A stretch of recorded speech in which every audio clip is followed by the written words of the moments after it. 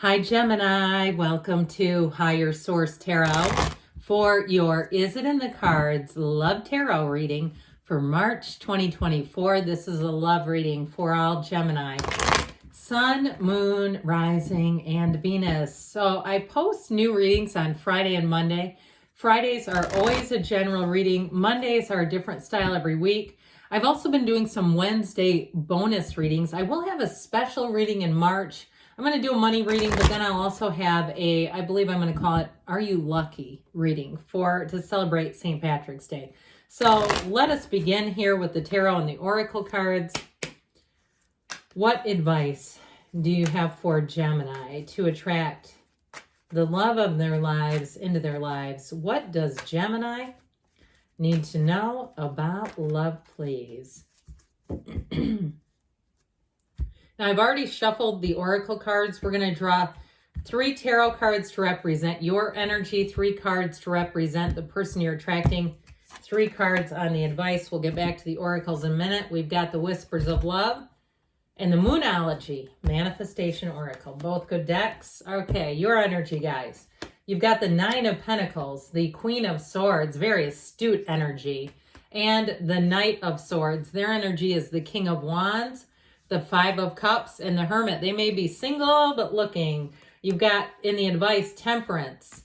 This is in flow, guys. You've got Temperance, the 8 of Wands, and the 8 of Cups. 8s are about unity. There's something here where things are going to move along and be in flow. We have just 2 major arcana. You've got the Archangel Michael, which will provide safety, security, healing, repair in love, and repair in relationships. And if you're the owner of a broken heart, it's repair in that too. So you have Sagittarius and Virgo. I like this. So from the Whispers of Love, be willing to express love to receive love. Now, with the air energy and your energy, I don't mind the Queen of Swords because it may be representing you being witty, quick-witted. If you meet somebody and they say, you're very quick on your feet. It's that Queen of Swords energy. The Knight of Swords is a little hurried and a bit impulsive. And while I would never tell you to settle, I do want to say settle down a little bit. Because with that Knight, you could potentially screen somebody out and then find yourself later thinking about them and thinking, you know what, there's something about them. I can't stop thinking about them for some reason. I didn't think I was into them, but now I can't stop thinking about them. And again, what is meant for you won't miss you. What is yours won't leave you. But I feel like that Knight of Swords may not be your best friend in this reading. I'd just be a little careful to be cautious. And I'd also be careful too, not to mince words negatively with somebody, because that just creates a negative dynamic around you. And you don't want to attract conflict, right? Nobody wants that. So you have New Moon in Leo, shine. And what I like about this card for you in this reading are the sunflowers. It shows you as attracting a match. It shows you as having synergy, okay? So it does kind of, to some extent, soften that Knight of Swords. He's the only pesky fellow here, really. So you've got the 9 of Pentacles. If you're single right now, I'm telling you what, you are serving. That 9 of Pentacles she is like a woman about town. Even if you're a man, doesn't matter. She knows who she is. She's confident. She's attractive. And she's in the place where you'll get many, many social invitations. So if you're finding, because the Queen of Swords and the 9 of Pentacles are both extraordinarily confident, intelligent, well-rounded. I mean, it's describing you, all right? So with those two, you might find too, if you say, that is me, I own my own business, or I've traveled a lot. And I get somebody, if you're a teacher, like a yoga teacher or something like that, I do feel like they're saying just be open so that it doesn't intimidate people, okay? Like we don't want to, be to the point where people screen you out because they think, well, I'll never have a chance. Or, maybe we're not the right fit. They seem, a certain way. There's something about that. Those two together. They're wonderful energies though. So I do feel like you'll have mental clarity. And with that 9 of Pentacles, you're going to have plenty of social invitations. Now, the Pentacles rule money, but they rule manifesting, and that's high quality. That's the card of luxury. So I definitely feel like you're going to be attracting people who are together. They have their lives together. Now, the other thing I'd say about that, though, is the Pentacles are over the physical body as well. So I mentioned you're going to be looking good. And with that Queen of Swords, the way she holds up her hand and commands a presence, I feel like you're going to have them eating out of your hand. And so with that Queen of Swords, she looks forward because she's looking into the future. She's looking towards her goals. She's not looking behind her. She does not live in the past. So it's also a symbol of saying disconnect from the past, especially too, even if you find that you have a bit of a case of the wistfuls, okay? A case of like nostalgia and thinking back to a time in your life where you felt, you know, perhaps in a relationship that you thought was never going to end, or you were full of hope and optimism. I just feel like it's like you have to be careful not to live there. It's okay to look, just don't stare. So with their energy, I feel like they've had a bit of a turning point in their life here. Now they have that incredibly confident energy of and charming and dazzling and sexy and all the good stuff of the King of Wands. But with that Five of Cups, they've known some pain. And what I think is important about that is it brings reality, right? This is not somebody I hear who lives in a glass house. Have you ever read the story, The Glass Castle? Jeanette, I can't remember her last name, but she was, boy, that's a good one too.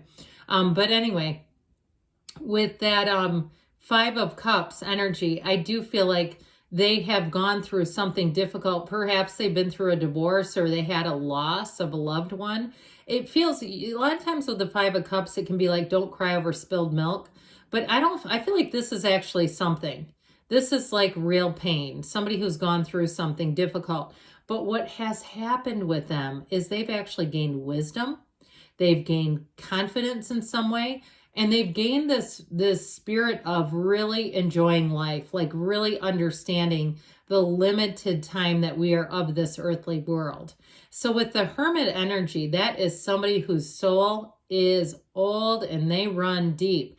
I heard somebody, I think it was on Soft White Underbelly, who said they believed they had a young soul because they know they were learning lots of lessons and were sure to come back. I thought that was so funny.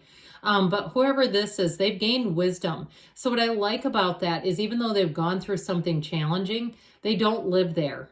They are not carrying wounds. This is not a wounded person looking to heal. This is a healed person, and that is a totally different ball game. Because I'll tell you what, somebody who's healed from a wound, they will love you like no other. They will be somebody who will be with you, and we're talking joined at the soul. Okay, down deep. And this is the kind of person that I feel like has not just great wisdom, but great compassion. Great, as Carolyn Mays always says, charism. Okay, and you can look up the word. You can look her up too if you've never seen her. There's something about this person though that it just feels like home. And so I definitely feel like you have someone coming in that will be a life partner. So we've dabbled with this just a bit. You have a deep relationship. If you're with this person right now, I do see it as going to the next level. And so with the Archangel Michael, this is advice. You've got the hero's journey there, but with the energy of temperance, meditate, quiet the mind, get balanced. If you've been perhaps eating too much sugar, when I eat too much, my face looks like I almost have rosacea. I wear it. I just can't seem to process it when I overdo it. But if you've been doing something where you say, I know I've been ingesting things, get yourself back to center so you're feeling good, you're feeling balanced, you're hydrated, all the things, okay?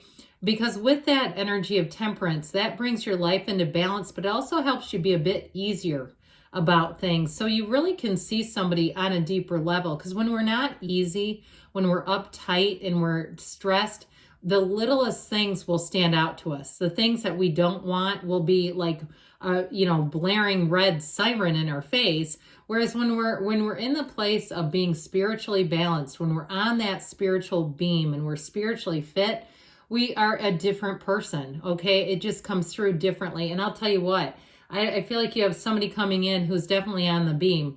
So the Eight of Wands is, in terms of relationships, it's communication, but it is love. It is straight from the heart.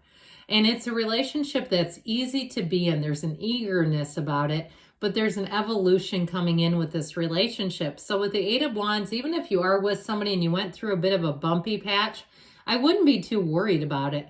Eights are unity. They're magical numbers, and you have two of them here. And with the Eight of Cups, the hero's journey. It's a new cycle that brings in more, but it also too, I mentioned you have wisdom. The Eight of Cups is wise. And so yes, he walks alone, but this is a card too, the dreariness is always kind of throws people off of the Eight of Cups. It is a card of balance and wisdom. So I do feel like part of that is seeing a person for really on a deeper level and knowing when there's something great right in front of you. So is it in the cards? Yes, Gemini, it is in the cards. And get yourself ready. So let's see now what the angels want to tell you. Okay. What else does Gemini need to know about love, please? Advice for Gemini in love. Messages, please, for Gemini about love. Now, I have to tell you, this is one of my favorite readings to do. I just like it for some reason. Big, happy changes, okay? So in terms of if you're in a relationship, if there has been a little strain, or you really relate to that Knight of Swords and you say, yeah, I haven't been myself. I've been a bit snappish, or I've been taking charge of things and kind of pushing my mate aside with this, you're going to have a turning point. Those of you, though, that you are single, you got somebody coming in. Now, this card of success oftentimes reminds me of the Chariot in the tarot. So I would even say Cancer energy coming towards you, perhaps. You've got remain positive. So if you say, I want this so badly, I want it deep, deep down, it's yours. There's 8 billion people here. Okay, there's more than one out there, and there's more than one out there looking for someone just like you. Then you have within the next few months. So I do feel like in the summer months to come here, that's a great time not only to meet someone, but it's also a great time to resolve something. If there's something going on around you, I definitely see things coming together. And so with the last card here, we have reconsider there, okay? So for some of you, if you really are stuck on a true reconciliation, you're no longer with the person, I do feel like that approach with that Knight of Swords is a big piece of it, like softening that like we talked about, okay? Good things are on the way though. Yes, it is in the cards. I love you, Gemini, and I'll be back again soon.